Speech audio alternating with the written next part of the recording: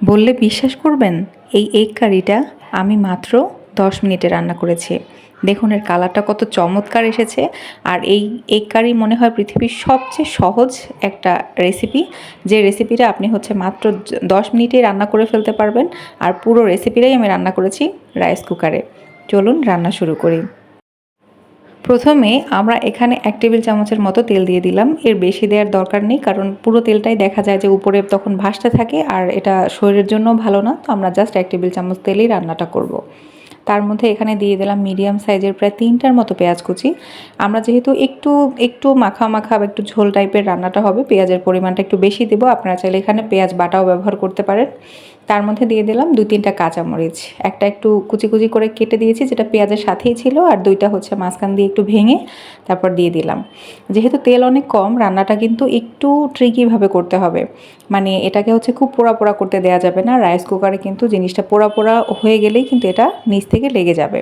তো আপনাদেরকে হচ্ছে একটু সাবধানে বারবার নেড়ে চেড়ে পেঁয়াজটাকে একটু ভেজে আমরা একটু যখন সফট হবে বা একটু গোল্ডেন একটু কালার আসবে, তখন আমরা এটার মধ্যে দিয়ে দেবো হচ্ছে আদা রসুন বাটা। এখানে আমি প্রায় 1.5 চা চামচের মতো ব্যবহার করেছি। মানে 1 চা চামচ হচ্ছে রসুন বাটা, আর 1/2 চা চামচের থেকেও কম হলো আদা বাটা।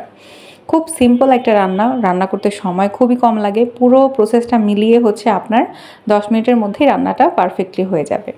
বাটা মশলাটা একটু ভাজা ভাজা করে তার মধ্যে আমরা দিয়ে দিলাম হচ্ছে স্বাদ মতো লবণ, প্রায় 1/2 চা চামচের থেকেও বেশি। এখানে 1.5 চা চামচ দিয়েছি হচ্ছে লাল মরিচের গুঁড়া, 1/2 চা চামচ দিয়েছি হলুদ গুঁড়া, 1/2 চা চামচ জিরা গুঁড়া, আর 1/2 চা চামচের মতো, 1/2 চা চামচের থেকে একটু কম ধনিয়া গুঁড়া। একদম সিম্পল একটা রান্না। এটা অনেকটা শাকশুকা রান্নার মতো, কিন্তু শাকশুকার রেসিপিটা একটু ডিফারেন্ট, আর এটা হচ্ছে বাঙালি শাকশুকা বলতে পারেন আপনারা। আর রাইস কুকারে এটা খুব সহজে কিভাবে করবেন সেটাই হচ্ছে আজকে শেয়ার করছি।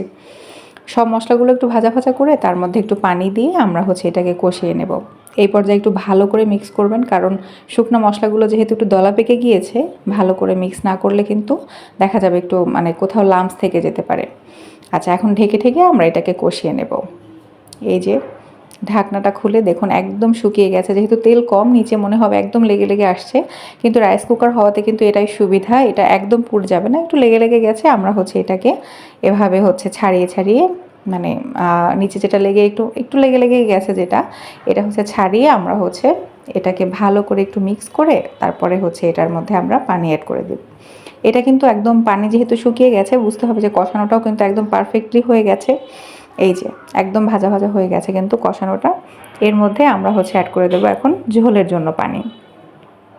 এই যে পানিটা হচ্ছে অ্যাড করে দিলাম। খুব বেশি পানি দেওয়ার দরকার নেই, রাইস কুকারে এমনিতেই হচ্ছে যেহেতু আমরা ঢেকে রান্না করি, এটার মানে ঝোলটা টানাতে একটু সময় লাগে। তো খুব বেশি পানি হচ্ছে দিতে হবে না। আর ডিম রান্না করতে কিন্তু সময় এমনিতেই কম লাগে, তো খুব বেশি পানি দেওয়ার কোনো প্রয়োজন নেই। ঢেকে দিলাম, পানিটা যেন একটু বলক উঠে, তারপরে হচ্ছে আমরা এটার মধ্যে ডিমগুলো অ্যাড করে দেবো। এই যে একদম বলক যখন এরকম টকবক করে ফুটবে, তার মধ্যে হচ্ছে ডিমগুলো আমরা দিয়ে দিলাম। একে একে হচ্ছে আমি সব ডিমগুলো এখানে অ্যাড করে দেব। আমি যে পরিমাণ মশলা দিয়েছি তাতে এখানে আমি 6টা ডিম রান্না করেছি। আপনারাও হচ্ছে একটু বুঝে, যদি কম বেশি হয়, মানে ডিমের পরিমাণ কম হয় তাহলে মশলাটা কমিয়ে দেবেন, আর ডিমের পরিমাণ বেশি হলে মশলাটা আরেকটু বাড়িয়ে দেবেন।